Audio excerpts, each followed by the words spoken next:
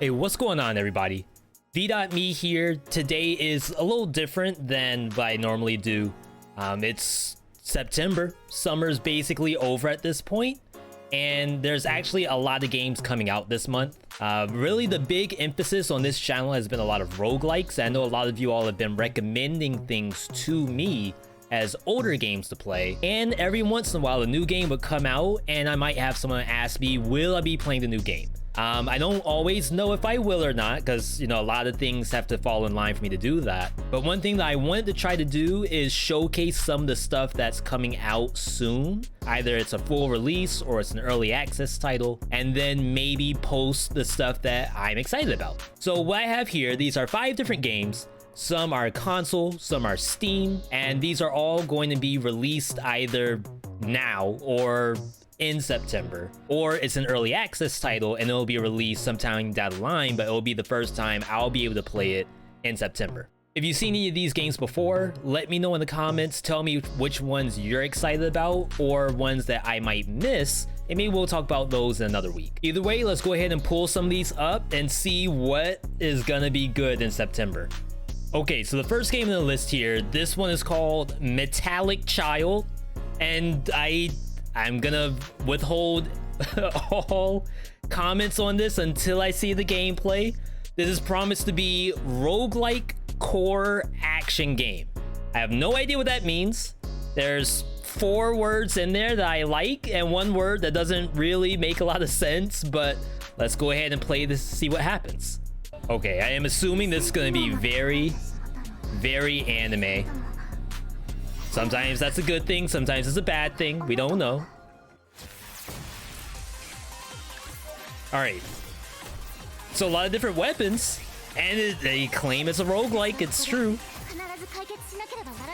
Now, one thing that I honestly have been really digging lately are these 3D roguelikes. Like, we've been playing a lot of top-down pixel stuff, and to have a little bit of emphasis on the graphics, and that's not to say that pixel graphics are like a problem, but I think this is honestly looking okay right now. Either has some bullet hell in it. Taking a look at the screen here, it's kind of weird because it has like 1080p and 60 frames in the top right corner. Like, I'm not 100% sure what is happening in the game, but I think the premise is that whatever this character is that you're playing, it's a robot of some kind, and you have to pilot it from another location. So it's talking to you as like the first party character while you're playing in like a third party setup, almost third perspective. It's weird stuff. Story-wise, like, I am gonna assume it's extremely anime, which means you may want to disregard the story completely. But again, I will give it the benefit of the doubt, and maybe this will be something that we'll give a try.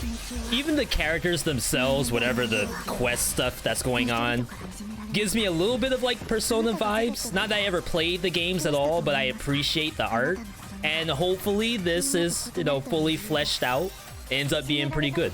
All right, next up we have Gone Viral.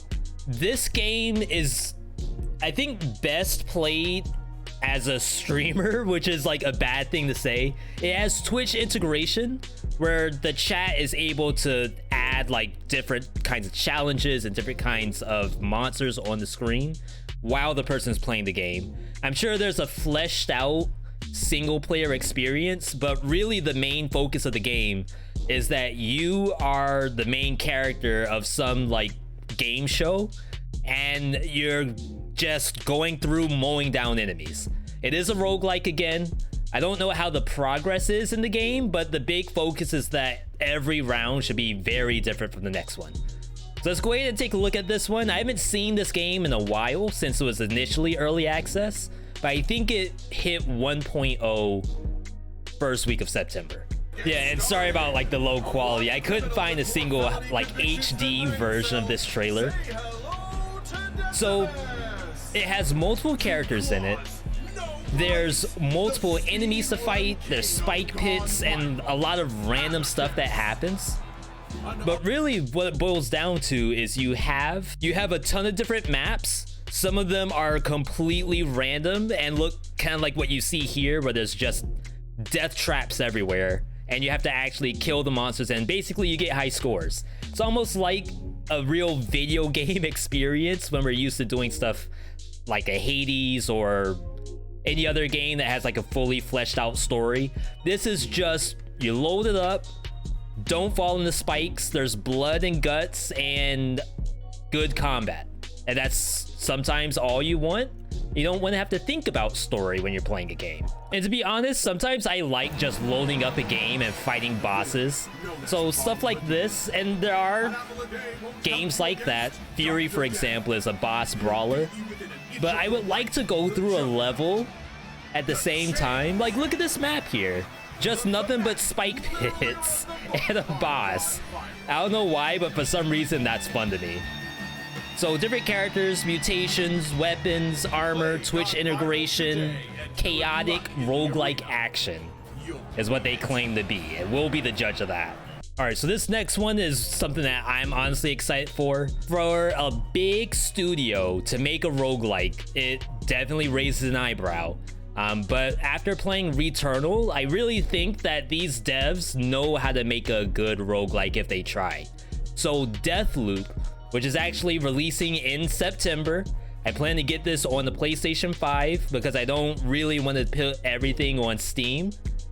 This is from Bethesda, and when you think Bethesda, you may not think a fully functional game, but the trailers for Deathloop actually look really good. All right, so let me say, I might not be able to show and like broadcast all of the audio for this because there may be a little, you know, DMCA sort of situation.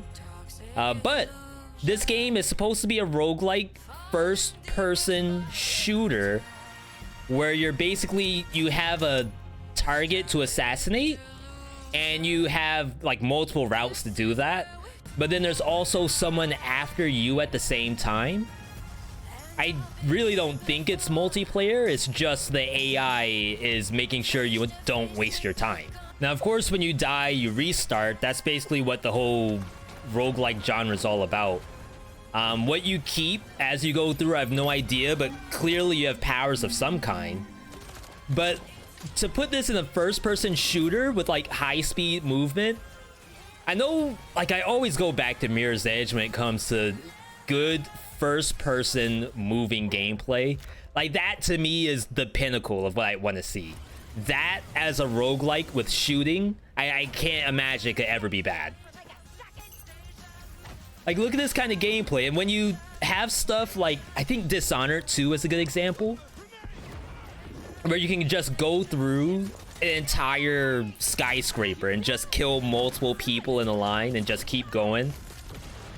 Has to be good. There's no way. Unless Bethesda screws it up, then there's only one way. All right, this next game, Arboria, I think? Like, you can barely read the title, but I just look at the text on the actual Steam store page. And this game has technically been in early access for quite a while from what I understand. But I want to say they're releasing in 1.0 in September. I will probably play it if I get the opportunity to.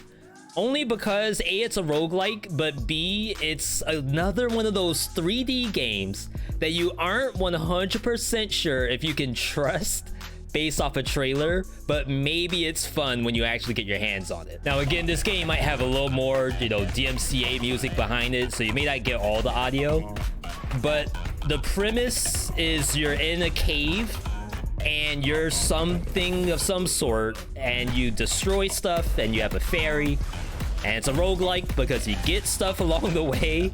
And how all of that combines together and makes a roguelike, I don't know. But that's also what makes it kind of fun to actually play these, because you end up figuring out what is the dev gonna do to turn this into one. I do think they did a pretty good job on just like monster diversity. Weapons, it's hard for me to tell what is a different weapon than the others. In all honesty, the character almost looks like a Lego Bionicle, for anyone who remembers that. But again, that's a popular thing. It could be fun once you get your hands on it. The trailers that are up on Steam, though, a couple of them are for their new updates. So remember, this game is only just now hitting 1.0, but all the trailers you're gonna see is like for the different updates all along the way. Either way, and like I guess this is the roguelike piece, either way it looks cool, and I hope it plays as good as it looks. All right, and then the final game here, this one I think releases early access in September. It's a game that's supposed to have just a gigantic world. Until you are whole again, I think they said something around like 10,000 different possibilities. I know No Man's Sky did something like that. And you could almost think of No Man's Sky as a roguelike, but supposedly this game claims to be that. And like when you look at it, like going through all of these different areas, completely randomized, areas that maybe no one else has even seen before, and you're the first person, I think that could make for a really good roguelike experience. I personally am a sucker for games where you can like just see something out in the distance and just go. I only ever did that in Fallout games. I didn't care for the stories at all. I just walked. But Dream Cycle, which is the game that's apparently the name of this, promises that you'll be able to just go and kind of build your own game out of it. Not literally piece it together, but your route is just completely up to you. And I really enjoy that kind of thing. Early access starts September 7th. That's my birthday. Maybe I'll be able to play it, maybe not. I don't know. But I'll let you all know in YouTube and on Twitch. All right, so there you have it. 5 games in September that I'm personally looking forward to. If I'm able to play all of these, I'll hope to get these on YouTube as well. If you have other games that you want me to take a look at, though, please let me know in the comments, because out of all the things that get released, there's always something that flies under my radar. If you like this kind of video, if you want to know more of my thoughts as games are released, let me know that too, and I'll try to do some more of these. Like the video, subscribe, do all that other cool stuff that's under the sun, and I'll see you all on the next video.